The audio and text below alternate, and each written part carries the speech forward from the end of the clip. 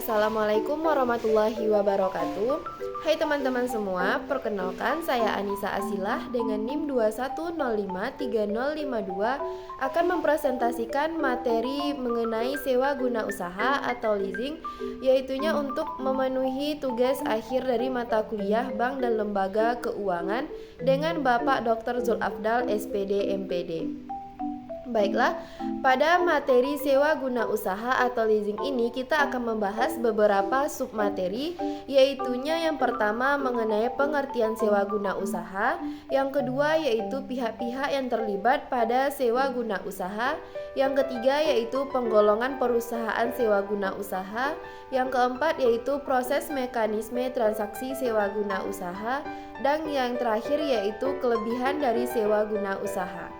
Langsung saja kita masuk pada materi yang pertama, yaitunya mengenai sewa guna usaha. Di mana sewa guna usaha ini yaitunya kegiatan pembiayaan dalam bentuk penyediaan barang modal baik secara guna usaha dengan hak opsi atau finance lease maupun sewa guna usaha tanpa hak opsi atau operating lease untuk digunakan oleh lessee selama jangka waktu tertentu berdasarkan pembayaran secara berkala. Materi yang kedua yaitunya pihak-pihak yang terlibat pada sewa guna usaha. Pada sewa guna usaha ini pihak yang terlibat ada 4, yaitunya lessor, lessee, supplier, dan bank atau kreditor. Yang pertama yaitu lessor, yaitunya perusahaan pembiayaan atau perusahaan leasing, atau dalam hal ini adalah pihak yang memiliki hak kepemilikan atas barang sehingga disebut pula sebagai pihak yang menyewakan barang, dapat terdiri dari beberapa perusahaan atau yang dikenal pula sebagai investor. Yang kedua yaitunya lessee, adalah perusahaan atau perorangan yang menggunakan barang modal dengan pembiayaan dari lessor atau sebagai pihak yang mengajukan permohonan pembiayaan secara leasing kepada lessor untuk memperoleh barang modal atau membeli atau menyewa yang diinginkan, sehingga dikatakan pula bahwa lessee ini adalah pihak yang menikmati barang tersebut dengan membayar sewa dan mempunyai hak opsi. Yang ketiga yaitu supplier, adalah produsen atau pedagang yang menyediakan barang yang akan di-leasing sesuai perjanjian antara lessor dengan lessee, dan dalam hal ini supplier juga dapat bertindak sebagai lessor. Dan yang terakhir yaitunya bank atau kreditor, atau disebut juga dengan debit holders atau loan participants dalam transaksi leasing. Dalam suatu perjanjian atau kontrak leasing, pihak bank atau kreditor tidak terlibat secara langsung dalam kontrak tersebut. Namun pihak bank memegang peranan dalam hal penyediaan dana kepada lessor, terutama dalam mekanisme leverage leasing, di mana sumber dana pembiayaan lessor diperoleh melalui kredit bank. Materi selanjutnya yaitu penggolongan perusahaan sewa guna usaha atau leasing, yaitunya ada 3. Yang pertama independent leasing company, yang kedua captive lessor, yang ketiga lessee broker atau packager.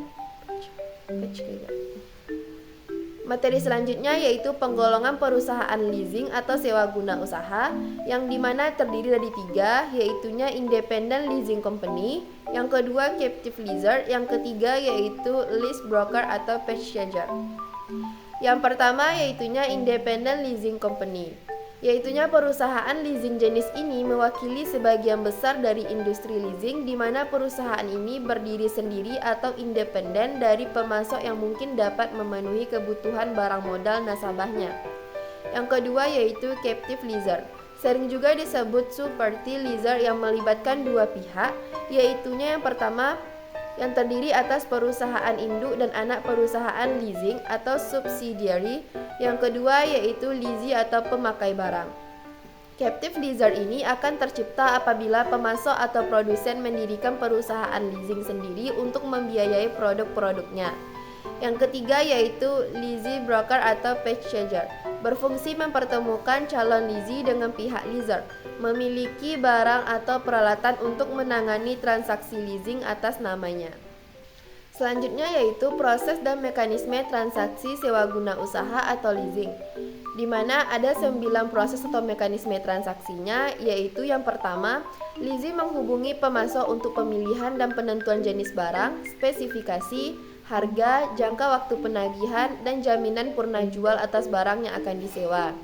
Yang kedua, leasing melakukan negosiasi dengan lessor mengenai kebutuhan pembiayaan barang modal.